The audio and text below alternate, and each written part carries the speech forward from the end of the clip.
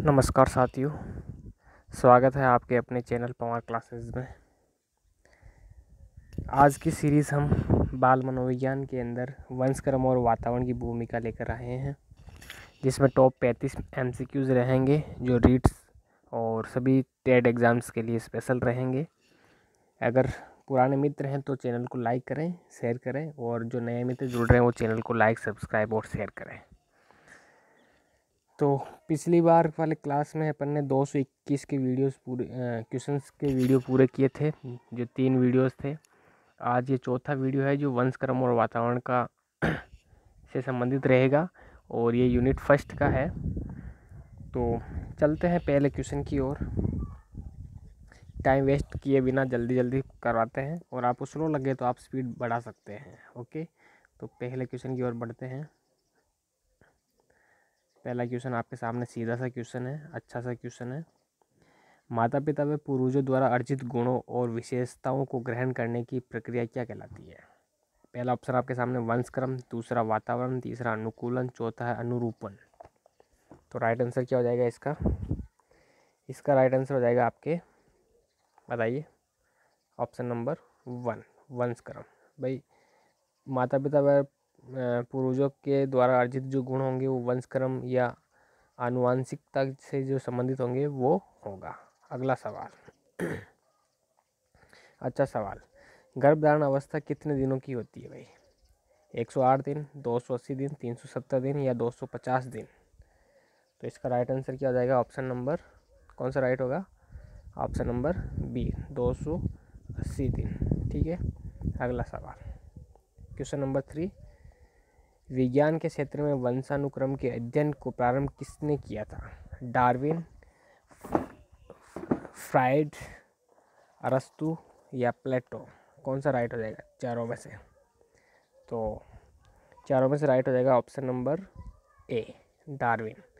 वंशानुक्रम के अध्ययन का प्रारंभ किसने किया था? डार्विन साहब ने किया था। अगला सवाल, क्वेश्चन नंबर 4, अच्छा सवाल है, इंपॉर्टेंट करें इसको। मनोविज्ञान के क्षेत्र में वंशानुक्रम से संबंधित अध्ययन किस मनोवैज्ञानिक ने किए थे? वंशानुक्रम से संबंधित, पहला ऑप्शन डार्विन, दूसरा गाल्टन, तीसरा है अरस्तु, चौथा है प्लेटो।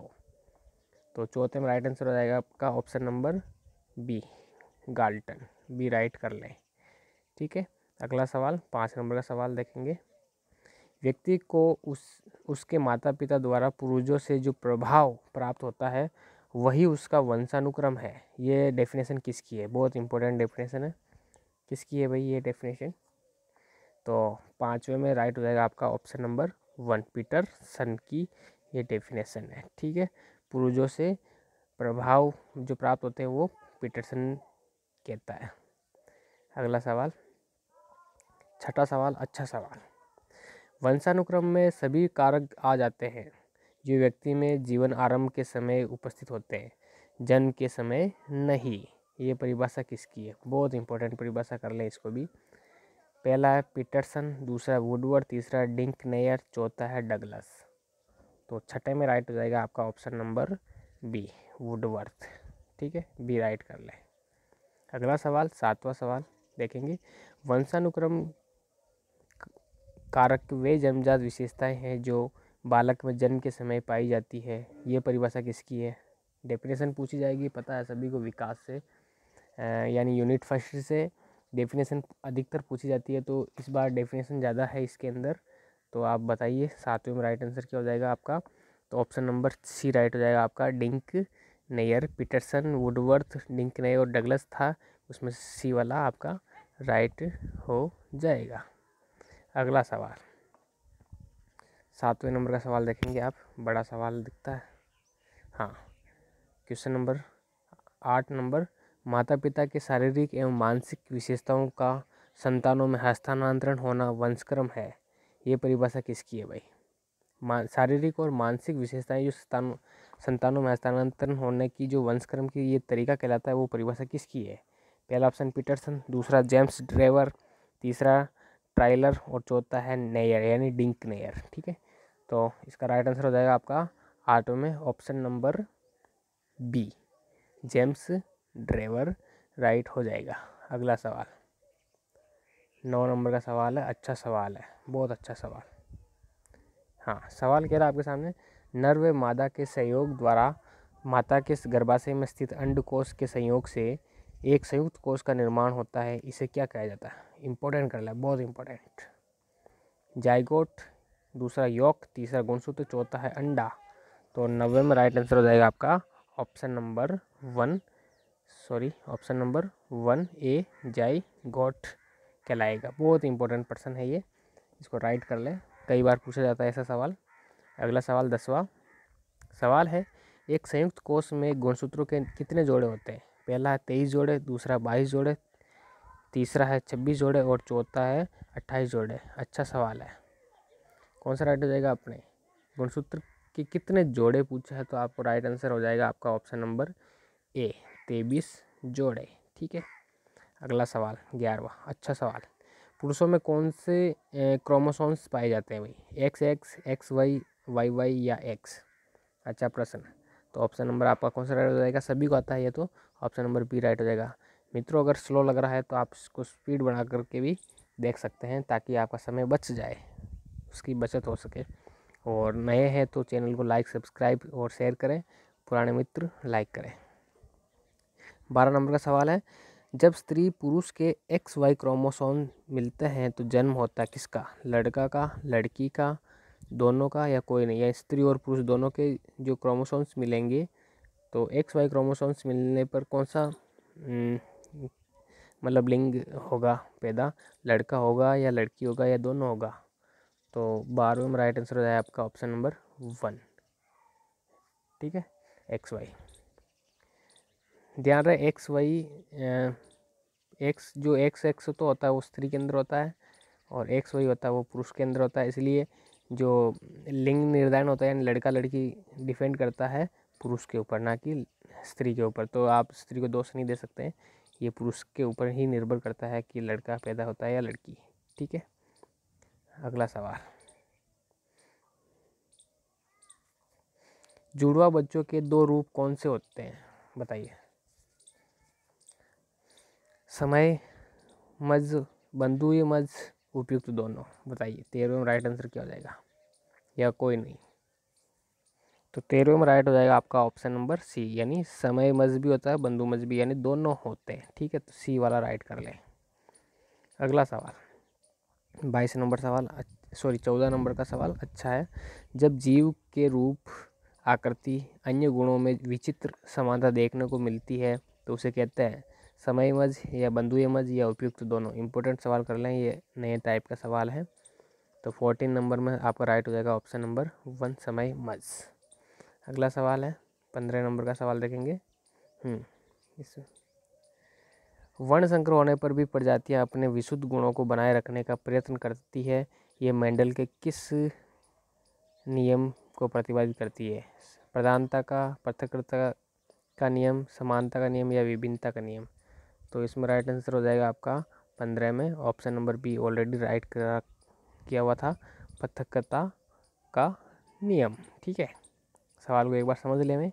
वर्ण संकर होने पर भी प्रजातियां अपने विशुद्ध गुणों को बनाए रखने का प्रयत्न करती है। ठीक है, तो मेंडल के अनुसार ये क्या हो जाएगा? पृथकता का नियम। ठीक है, अगला सवाल, अच्छा सवाल। विकासवादी सिद्धांत के प्रवर्तक कौन है भाई? डार्विन है या मेंडल है या बीजमैन है या गाल्टन है? तो 16 में राइट हो जाएगा आपका option number A, option number A right हो जाएगा, डार्विन, विकासवादी सिद्धांत के। ठीक है, प्रवर्तक। 17 नंबर का सवाल देखेंगे आप। अस्तित्व के लिए संघर्ष करते हुए प्रजातियां नए गुण व विशेषताओं को अपनाती है, नए गुण और विशेषताओं को अपनाती है। तो ये किसने कहा था? डार्विन ने कहा था, मेंडल ने कहा था, बीजमैन ने कहा था या गाल्टन ने कहा था? तो इसका राइट आंसर हो जाएगा आपका ऑप्शन नंबर 17 में ए, डार्विन ने कहा था भाई, अस्तित्व के लिए संघर्ष करते हुए प्रजातियां नए गुण व विशेषताओं को अपनाती है। अगला सवाल है 18 नंबर का सवाल, ये तो सभी को आता होगा। जिराफ की गर्दन के आकार द्वारा परिवर्तनों के अहस्तांतरण की बात किसने की थी? अहस्तांतरण। Option number 1 Lamarck, B Mendel, C Weismann, D Galton. Right answer क्या हो जाएगा इसका? 18 में राइट हो जाएगा आपका option number A, Lamarck. Giraffe को लैमार्क के साथ जोड़ा जाता है। अगला सवाल, क्वेश्चन नंबर देखेंगे आप 19 नंबर का, मनुष्य की संतानें मनुष्य की ही होती है। बहुत अच्छा प्रश्न। समानता, विभिन्नता, प्रत्यागमन या उपयुक्त सभी, कौन सा राइट होगा ऑप्शन? तो आपका ऑप्शन राइट हो जाएगा ऑप्शन नंबर 1, समानता। मनुष्य की संतान है मनुष्य, पशुओं की संतान यानी जैसे गाय की संतान गाय, भेड़ की संतान भेड़, मनुष्य की संतान मनुष्य, तो ये समानता के नियम पर चलता है। अगला सवाल 20 नंबर, अच्छा सवाल। माता पिता या पूर्वजों के जैसा बच्चों का होना आवश्यक नहीं, अपितु उनका कई बातों में अलग होना स्वाभाविक है। ये कौन सा नियम है बताना है? समानता, विभिन्नता, प्रत्यागमन, उपयुक्त सभी, कौन सा राइट 20 में?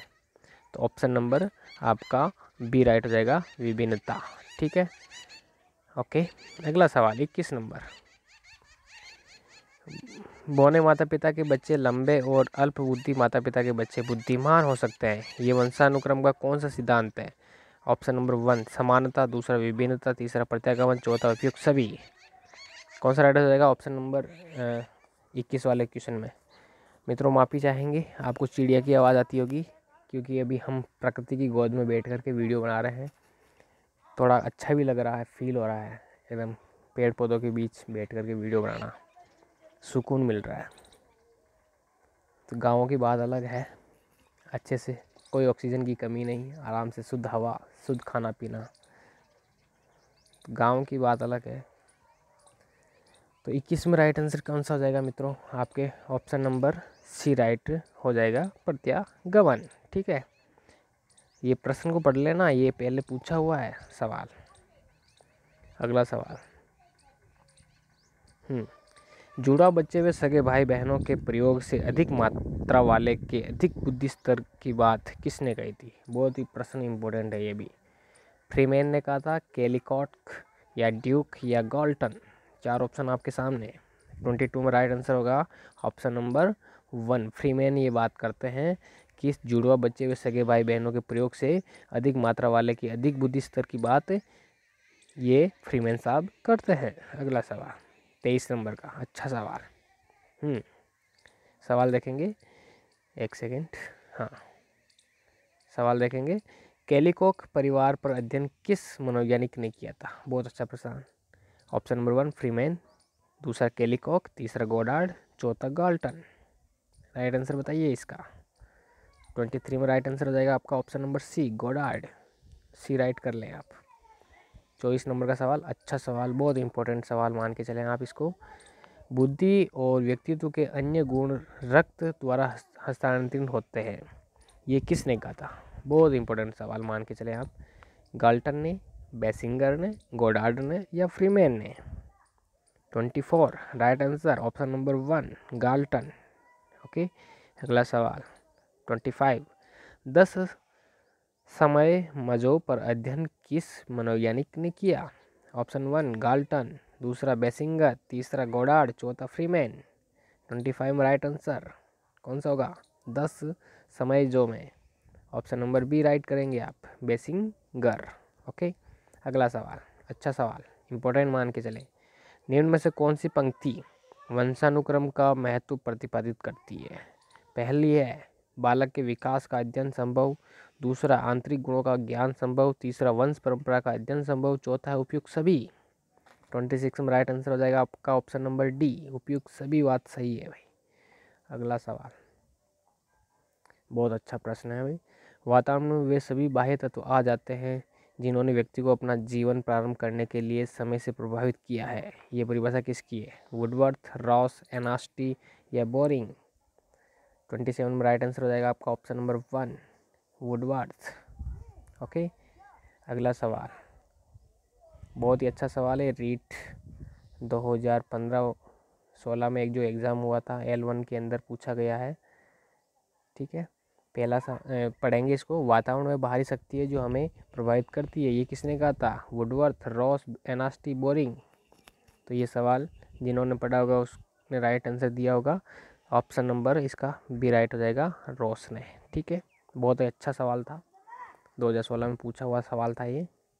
अगला सवाल है परिभाषाएं। अब की बार इस पूरे कंसेप्ट में परिभाषाएं अधिक है क्योंकि परिभाषाएं यहाँ से पूछी जाएगी तो आपको सभी परिभाषाएं आनी चाहिए। ये पूरे 35 क्वेश्चंस के अंदर लगभग 25 से के लगभग तो परिभाषा ही है इस कंसेप्ट के अंदर। तो आप परिभाषाओं को अच्छी तरह से याद कर लें, कहीं ना कहीं से एक सवाल बनाएगा।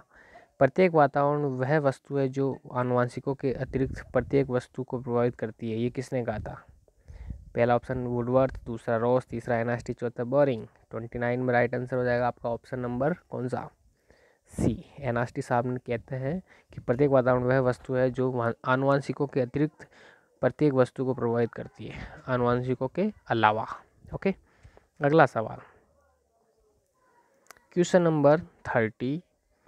निम्न में से कौन सी वातावरण का भेद है? पहला मानसिक वातावरण, दूसरा सामाजिक वातावरण, तीसरा भौतिक वातावरण, चौथा उपयुक्त सभी। तो 30 में राइट आंसर हो जाएगा आपका ऑप्शन नंबर डी, सभी। तीनों वातावरण के भेद है। अगला सवाल 31, अच्छा सवाल। अलग अलग वातावरण में पलने वाले जुड़वा बच्चों की एक बुद्धि में पर्याप्त अंतर किसने पाया? ऑप्शन 1 न्यूमैन और फ्रीमैन, दूसरा IOWN, तीसरा सोडक ने, चौथा उपयुक्त सभी। तो इसका राइट आंसर क्या हो जाएगा? देखिए क्या हो जाएगा राइट आंसर आपका? ऑप्शन नंबर कौन सा राइट हो जाएगा 31 में? ए, न्यूमैन वे फ्रीमैन। ओके, 32 नंबर का सवाल देखेंगे। किसके अनुसार मानसिक विकास की गति वातावरण से प्रभावित होती है? बहुत ही अच्छा प्रश्न, इंपॉर्टेंट मान के चले। पहला गॉर्डन, दूसरा क्लार्क, तीसरा कैंडोल और चौथा है बोन्स। 32 में राइट आंसर हो जाएगा आपका ऑप्शन नंबर 1 गार्डन। ध्यान रखें, गॉर्डन राइट हो जाएगा।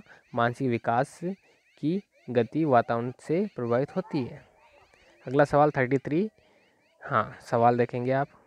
पहला सवाल देख लें। विभिन्न प्रजातियों के शारीरिक अंतर का कारण वातावरण है। शारीरिक अंतर, पहले मानसिक बताया था, उसमें गोडार्ड आया था, राइट। अब की बार शारीरिक अंतर पूछ रहा है, तो इसका राइट आंसर क्या हो जाएगा? ऑप्शन देखेंगे, फेंचबोन्स, दूसरा गॉर्डन, तीसरा आया है क्लार्क और चौथा है कैंडोल। क्लार्क और कैंडोल, तो राइट आंसर हो जाएगा 33 में ऑप्शन नंबर 1 फेंसबोन। राइट आंसर 33 फेंसबोन। ओके, अगला सवाल 34, बहुत अच्छा प्रश्न। बुद्धि के विकास में वातावरण का अधिक प्रभाव पड़ता है। बहुत अच्छा प्रश्न है भाई। बुद्धि के विकास में वातावरण का अधिक प्रभाव पड़ता है, ये किसने कहा था? ऑप्शन 1 फेंचबोन्स, दूसरा गॉर्डन, तीसरा क्लार्क, चौथा Candolle. 34 right answer option number D, Candolle. Okay, बुद्धि के विकास में वातावरण का अधिक प्रभाव पड़ता है। अगला सवाल 35 फाइनल सवाल है। मित्रों, अच्छा लगे तो लाइक करें, शेयर करें, सब्सक्राइब करें चैनल को, और कोई प्रश्न में अगर दिक्कत है तो आप कमेंट भी कर सकते हैं। और आज मुझे लग रहा है कि जो भी 35 क्वेश्चन है अच्छे ही डाले हैं, ये कीमती सवाल बन सकते हैं यहाँ से। ठीक है, तो लास्ट सवाल पढ़ेंगे अपन। वातावरण उपयोगी है किस लिए? बालक के व्यवहार समझने में, व्यक्तित्व के विकास में, मानसिक गुणों के विकास में, या उपयुक्त सभी। तो 35 में राइट हो जाएगा आपका ऑप्शन नंबर डी। ओके मित्रों, छोटी सी सीरीज़ थी, कम समय में पूरी कर ली है। और आपको और भी स्पीड चाहिए तो आप स्पीड बढ़ा करके देख सकते हैं, ताकि आपका समय ज़्यादा ना लगे और आप जल्दी जल्दी इसको कवर अप कर सकते हैं। तो मित्रों, अगले टॉपिक लेंगे अपन अधिगम का अर्थ और संकल्पना, और इससे संबंधित जो भी प्रभावित करने वाले कारक होंगे, सिद्धांत होंगे, पियाजे, बैंडुरा, संरचनावाद, निर्मितवाद, आनुभविक अधिगम, संकल्पना, मानचित्र निरूपण, अन्वेषण, उपागम, समस्या समाधान, अभिप्रेरणा, अधिगम हेतु उसके निहितार्थ। तो इस टाइप की जो सीरीज़ रहेगी अपनी अगली रहेगी। तब तक के लिए आप जितने भी वीडियो डाल रखे हैं वो देख सकते हैं। आई होप हम कल ही उसको अधिगम से संबंधित आपके सामने टॉपिक लाएंगे जो बेहतर होंगे। तब तक के लिए धन्यवाद।